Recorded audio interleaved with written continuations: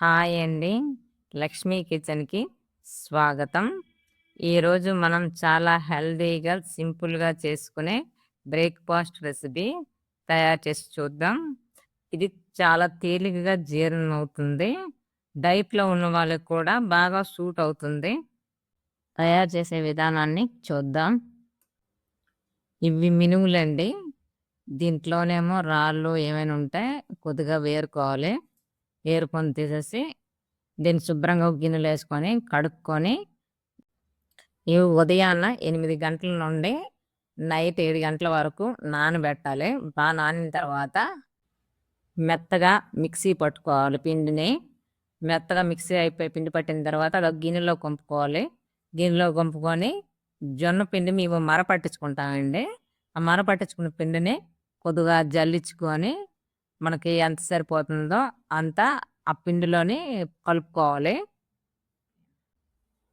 పిండి మరీ లూజ్‌గా కాకుండా, మరీ గట్టిగా కాకుండా మీడియంలో కలుపుకోవాలి. గట్టిగా కలుపుకుంటే కుడుం గట్టిగా ఉంటుంది. అంత టేస్ట్‌గా ఉండదు. గిన్నెలో పిండి పులిసి పొంగిపోతుందని చెప్పేసని ఇది రెండో గిన్నెలో కొద్దిగా తీసుకున్నానండి.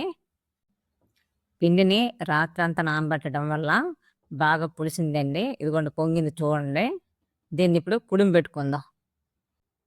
కుడుం గిన్నె తీసుకొని దాంట్లో పెద్ద గ్లాసు నీళ్ళేసుకోవాలి. నీళ్ళేసుకొని దాని మీద ప్లేటేసుకొని, ఆ ప్లేట్ కొద్దిగా హీట్ ఎక్కిందో లేదో చూసుకోవాలి. హీట్ ఎక్కకుండా వేస్తే పిండి కొద్దిగా కిందకి జారిపోతుంది. అందుకే కొద్దిగా వేడిగా ఉన్నప్పుడు పిండెయ్యాలి దాని మీద. దీన్ని మూత పెట్టి అరగంట సేపు చిన్న మంట మీద ఉడకనివ్వాలి. ఇది పల్లీల చట్నీతో గానీ, టమాటా చట్నీతో గానీ తింటే చాలా టేస్ట్‌గా ఉంటుంది. బలాన్ని కూడా ఇస్తుంది. నడుము నొప్పులు గట్టా తగ్గుతాయి. తప్పకుండా ట్రై చేయండి. ఈ వీడియో మీకు నచ్చినట్టుగా అయితే లైక్ చేయండి, షేర్ చేయండి, సబ్స్క్రైబ్ చేయండి. Thank you.